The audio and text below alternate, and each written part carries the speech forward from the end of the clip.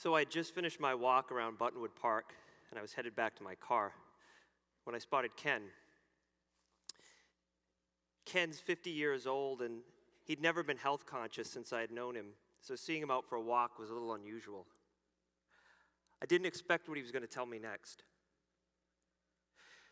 Last May, he was driving to work, and all of a sudden he started to develop a severe squeezing sensation in his chest.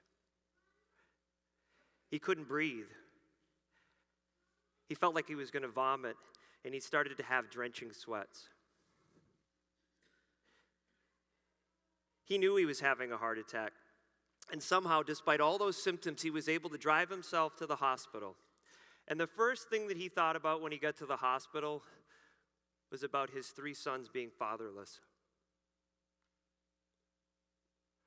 Within a day, he had open heart surgery to bypass severe blockages in his heart. And Ken had been given his second chance, unlike his father, who passed away at age 51 of a massive heart attack. Ken was now making the most of his second chance. Now, as a cardiologist, I know that we've made some incredible advances in the care of heart disease over the last several years. If your heart loses its beat, we can pace it. If you have a severe blockage, we can bypass it or we can put a stent in. If the pump becomes weak, we can actually put a device that can help it pump. And we can even replace a failing heart with another heart. Our ability to treat heart disease has changed certain death into a day or 2 in the hospital. But we still lose far too many people in the prime of their life. So how can we keep your heart from killing you? Is it really only pills and procedures? Is that the only thing that we have to offer? Now, in the last several years, we've learned a great deal about the importance of lifestyle through many studies. We learned that being sedentary was twice as deadly as being obese. And the researchers in that study suggested that just 20 minutes a day could significantly reduce your risk of death. In another study, we learned that 4 out of 5 heart attacks could be prevented with very simple things: eating healthy, exercising, not smoking, and maintaining a normal waistline. A Mediterranean diet, which is rich in vegetables, fruits, nuts, olive oil, fish, beans, and whole grains, while limiting sugar, dairy, and red meat, was shown to reduce the risk of heart and vascular disease by 30%. And we also learned that you're 5 times more likely to have a heart attack in the 2 hours after an angry encounter. So you have to ask yourself, is it really worth that last argument you had with someone? So we've learned the great importance of how lifestyle affects our heart health. Yet too often I hear from other doctors that people won't change their habits. I disagree. This is me. This is me in medical training. And to think that 7 years before that picture was taken, I was the starting point guard on a state championship basketball team at New Bedford High School, dribbling the ball up and down the court at the Boston Garden. That person there couldn't dribble a basketball without getting short of breath. And it took a wake-up call from one of my mentors as a cardiology fellow. And Nat looked at me one day and he said, "You know, you're fat. And how are you going to be able to how are you going to be able to talk to your patients about living healthy if you're not?" And you know what? He's completely right. I wasn't living it. So I started to eat half of my portion sizes and I started exercising more. And my weight went from 230 pounds to 180 over a couple years, and now I'm finally down to 150 pounds. However, the other thing that I was struggling with was with my stress. And stress is something that doctors as doctors, we don't usually like to talk about, but it's something that's very important. You know, we usually push on, and we oftentimes don't take care of ourselves. And I'm not alone. About 50% of doctors are actually burned out. And if we're going to take better care of our patients, we need to be able to take better care of ourselves. I didn't have the tools in the toolbox at that point in order to deal with my stress, and it was affecting every part of my life. I was surviving my weekdays and crashing into my weekends. And this kept repeating itself with no end in sight. Fortunately, a vacation to San Diego where I met this man changed my life. Jean-Pierre Marx is a behavioral and spiritual therapist, artist, health and wellness instructor, and a grand master of martial arts. He introduced himself while I was looking at some of his art, and after speaking with him, he gave me his book, Wake Up to Life. When I read this book on the plane flight back to Boston, I realized there was a lot more to well-being than I had learned just in medical school. And those that had known the old me, would be surprised to find out that I was studying such things as mindfulness, yoga, and healthy eating. So, it was at this point that I realized that the fog had lifted. And this painting in my home of Jean-Pierre marks when I changed from surviving to living. And we've become great friends, and he continues to impart wisdom. So the fog had lifted. I could now see that heart disease could be preventable through lifestyle, and I was trying to do that myself. Scripts in the office were being written for healthy eating, yoga, meditation, exercise, and laughing. And I kept going in this direction because patients were actually doing it. They were quitting smoking, they were losing weight, they were exercising and overall happier. One patient looked at me and said, "So what you're trying to tell me is that we should be eating from farms, not factories." She really got it. I was learning that being a heart doctor was a lot more than treating the physical heart.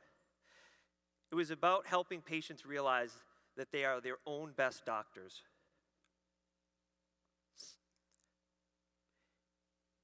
Dan is a vice president of a major corporation who is a self-proclaimed workaholic.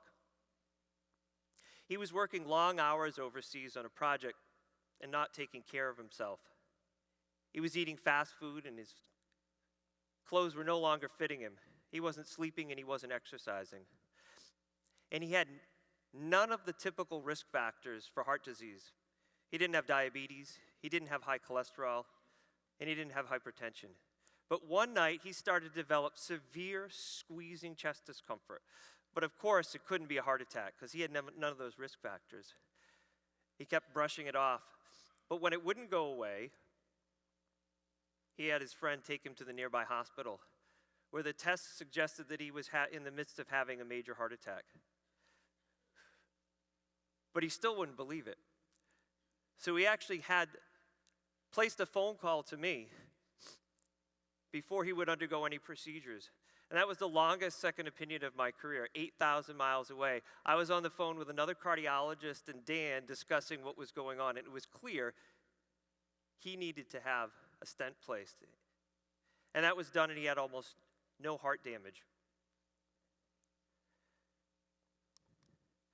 When he returned to the United States, he came to my office and put this down on my desk, and he said, "This caused my heart attack." This R2D2 USB charger was the project he was working on when he wasn't taking care of himself and he had his heart attack. He blamed his unhealthy lifestyle and his stress as the cause of his heart attack. And he was on all the right medications, but he still wasn't in balance. And during that visit, we talked about eating vegetables, reducing the amount of sugar, exercising more, and sleeping more. And he did all these things. And the shortness of breath that he had after his heart attack resolved, and he's had no further chest discomfort. He realized that his life is more important than R2D2. However, we shouldn't have to wait for a wake-up call, an emergency like that.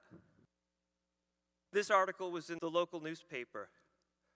New Bedford was one of the least healthy places in the state of Massachusetts to grow older, and a large part of that was because of heart disease. This problem was a lot larger than could be tackled one-on-one in the office.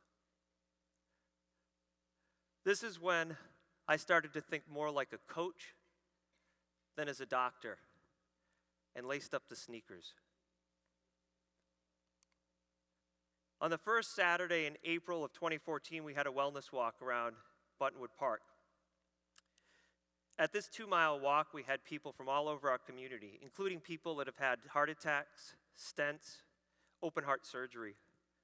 And it was this weekend that the New Bedford Wellness Initiative was born, with the mission to raise health awareness, prevent disease, and recover from illness. Social media actually was a great platform, as Facebook proved an easy way to get information out quickly. We were able to let people know where the farmers markets were, where there was exercise, where there was yoga, meditation, healthy restaurants. We also started to have community-sponsored events, such as hosting health documentaries and national speakers like Dr. Don Berwick from the Institute of Healthcare Improvement. We also, because last year, as we all remember, we were under about 2 feet of snow, we moved our walks into the mall. So we kept our momentum going. And the group was starting to take on a personality of its own. This is Cesar. Cesar's pretty much a celebrity of our group. He's a person that struggled with his weight and underwent gastric bypass a few years ago. He now gets up almost every morning, and before work he walks 6 or 7 miles a day, and he shares these posts on Facebook. Cesar's not only decreased his risk of having a heart attack, he's been an incredible inspiration for others in the group to change their habits. Loretta LaRoche is a friend of mine. She's a humorist, stress specialist, motivational speaker, and author who's been participating in our group since it began, with her humor and wisdom on our Facebook group and also through workshops. What we have to realize is the value of humor is undervalued. And she really is the doctor of laughter medicine for us. In that spirit, we've tried not to take ourselves too seriously. And we've had tie-dye yoga Fridays at the hospital and red nose days in the office. And like I talked about before, it's really hard to have an angry encounter that can increase your risk of having a heart attack if you're laughing or smiling. Over the last month, we've actually had the opportunity to take the next step. And we've started a wellness program at the local Boys and Girls Club with free programs in aerobics, nutrition, smoking cessation, meditation. We've also learned that it's important for us to grow. We need to partner with other groups. And we've been able to partner with the National Walk with the Doc, and tomorrow will be our next walk. We've also partnered with the 100 Million Healthier Lives movement, which has a bold goal to improve the lives of 100 million people by 2020. So this is our prescription in New Bedford to hopefully prevent you from having to see a cardiologist. It's pretty simple, but the data suggests it's effective. Walk, eat healthy, laugh often, and live now. And this slide was designed by my friend and patient, Mike. And Mike is somebody that I met several years after his heart attack. But in the last few years, Mike has increased his walking.